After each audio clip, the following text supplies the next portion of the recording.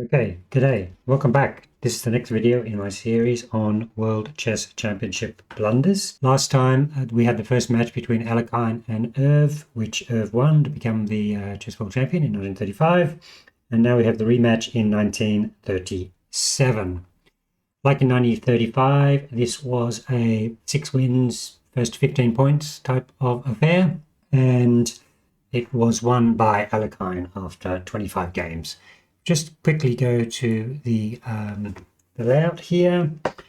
You can see that the game score, Alekhine's in blue. He broke out of blocks very quickly, had quite a decent lead. Bit of a fight back by Euwe around the middle rounds, but then once again towards the end, Alekhine moved away. And actually the winning in the end was, I think, 15.5 to 9.5, so quite a substantial lead to Alekhine. And so that was that. And what would then happen is that although there were certain players, I guess Botvinnik, perhaps Fine and so on, circling around, obviously World War II came in 1939, and Alekhine would die before anybody was able to challenge him. And then the cycle, sort of the FIDE cycle, almost started in 1948 with the tournament. So there's a bit of a gap after this. Now we're going to look at games 6, 7, 10, 16 and 22. So 5 games, quite a bit more than usual. That reflects the fact that these they're all quite interesting little tactical studies and fairly straightforward errors by the players concerned. So quite a good few sort of things to put your thinking cap on. No dreadful blunders though in this time around. So I won't show you the tier list this time, but I'll just allocate these to like 2 and 3 stars after the event. Okay, so let's go to game number 6. You can see it's loaded up there already, and we'll go through the whole game. Not really the whole game, from move 1. You can have a look at the chart. It shows that on move 6 or so, Euwe just made an opening blunder and he was down a piece. So let's have a look at this one. D4. Good move. Okay, D4. Go to Slav. Knight C3. He takes. E4. Marshal of some form. E5. Recapture the pawn.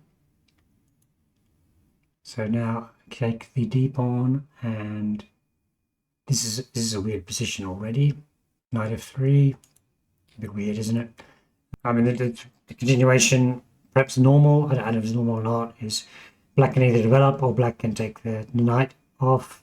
And then you get bishop takes F7 check, so black would lose the right to castle, but yeah, piece, so that'd be a bit weird. But what black did was just truly dreadful. Just play that move. B5 is your little tactical study. What is wrong with B5?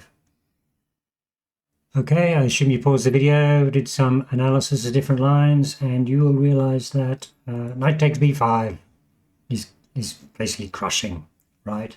Now the tactic is kind of an odd one, which actually continues for quite a few moves, is that if black took the knight, which he did not, then it's this funny tactic here. In a lot of these lines, is the rook in the corner, getting trapped, exchange down. That's not very nice, is it? So in this position, black actually played bishop a6, maybe thinking that pin would protect him, but no such luck. Queen b3, queen e7. We'll just continue a few moves. Castles. Finally took the bishop. Bishop takes b5, and black has the same problem. If black took the bishop, which he did not, then it's the same tactic.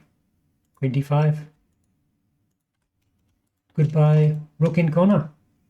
Anyway, so the game continued. You can see the profile of the game, but basically lost a piece equivalent on that move 6 and subsequently lost the game. So that's kind of a funny one. So let's have a look at game 7. Let me load that up. Okay, we're good. You can see the profile here. Very balanced. Euwe made a big mistake on about move 27, and it was kind of game over. So let's have a look at that position, which is on white's 28 move, I believe. Right, here's the position. Yeah, it's quite complicated. White's a piece up at the moment for 3 pawns, and his king is quite exposed, so he's got to be careful, which he wasn't. The move he played was not careful. Right, bishop b3. So once again, this is a great spot to pause the video and have a look at what is wrong with bishop to b3.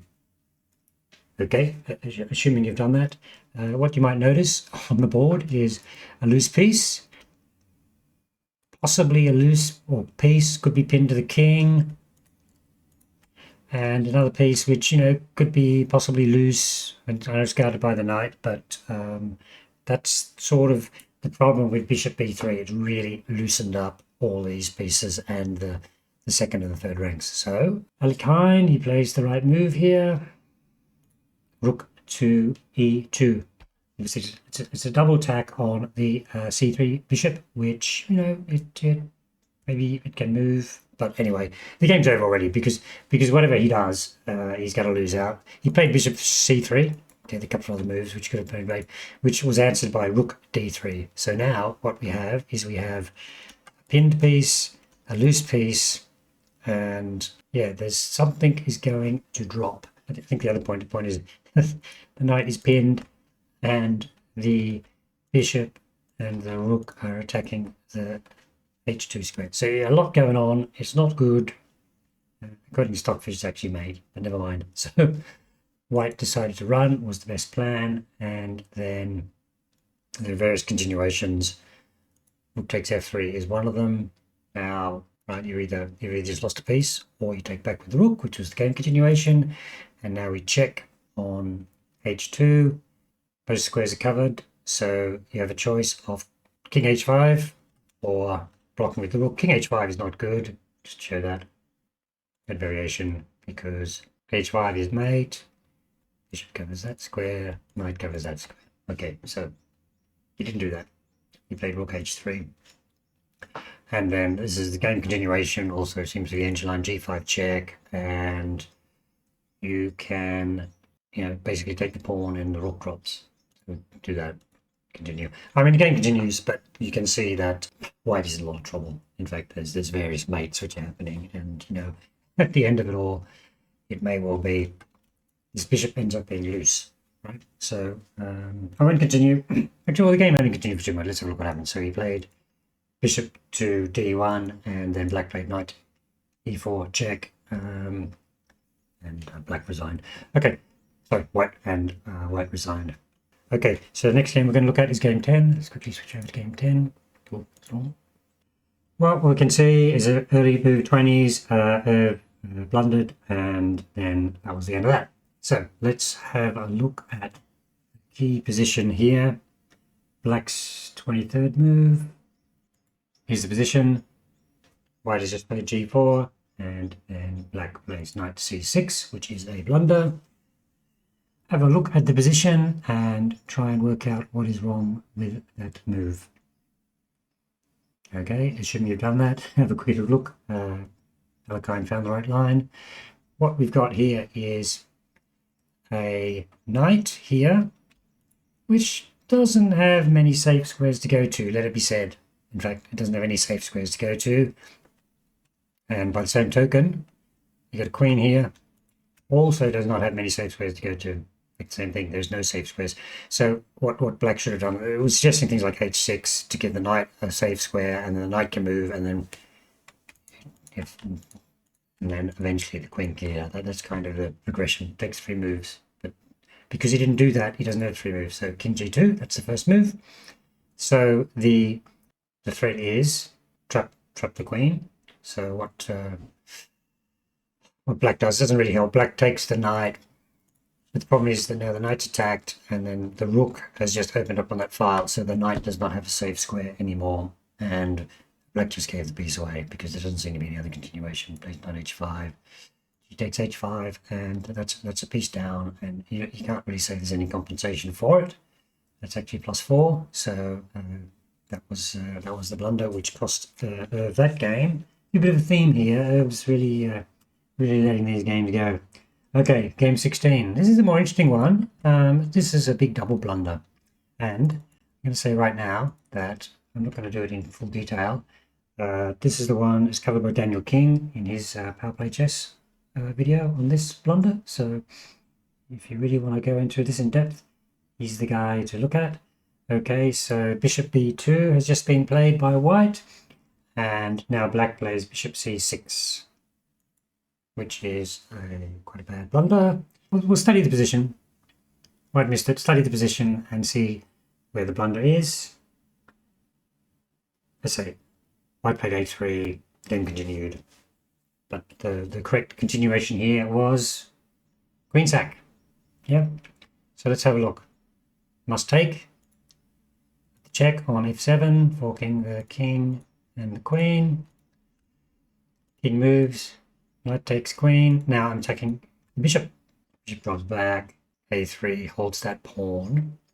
And now you can see, so what's the position here? We're 2 pawns up with good minor pieces. And computer actually thinks it's +4. So that would be, at this standard, a winning position. And actually, the double sort of miss is a bit like the Carlsen and one, actually. So it would have been a sort of a couple more difference. And it was missed. So missed by both. So that was good. We always like the double blunders. They're quite interesting. Okay, so the last game I'm going to look at today is game number 22. Okay, you can see the position there once again, getting into the quite far into the game. Late move 40s, blundered, game over. So let's have a look at what's going on there. It's kind of interesting, tactical study. So when we get to have a look, king h1, and then black played rook a2, which is blunder. Have a quick look at it, see what's wrong with it. And then when you've done that, let's have a look. So what white played was the winning continuation, knight e2. So now the bishop is in a little bit of trouble and the queen is being attacked, right? So let's have a look but there's not much that black can do about it. He played rook a1, it's too late. Queen check, take the queen, check. And the difference with a line we'll see in a minute is that white is centralized and black's pieces are hanging. It's not going to be good, right? So this is all just going to be winning. Yeah. Right, if we go back to the line, what happens after rook a2? The problem with rook a2, let me go back one square, is that the rook and the queen forming a battery. That's important, right? Queen's holding that, and the rook's holding that. So the rook should kind of stay where it is, right? So I better continue with h5. Now, if the same move happens, knight e2, then we can do rook to d1 because the queen's holding it. Queen check, take queen, check, check, check, takes with check. And the difference in this continuation is that, let's say white does the same thing and goes running towards the center of the board. I'm just following engine lines here. It's doesn't have those same sort of loose pieces bundling around the center. Now, it may well be that white can use the queen and the extra pawn to pick off loose black pieces and so on. But the difference is that on the other line, the computer was seeing a clear win 4, whereas in this one, it's just saying basically even. Right, so that was kind of subtle error, but I thought I'd cover it. Now, if you look at the top chart there, you can see that game 23, there was also a double blunder in that one, but that was a rook endgame. Once again, one of those very quite technical rook endgames. So I'm going to save that one for later when I'm looking at some of these more theoretical rook endgame positions. So I hope you enjoyed that. Five games, 3 or 4 nice little tactical studies in there to work out the winning continuation. And next time, I haven't worked out quite how to do it yet. We'll be looking at the tournament after Alekhine passes away. Thank you very much for watching.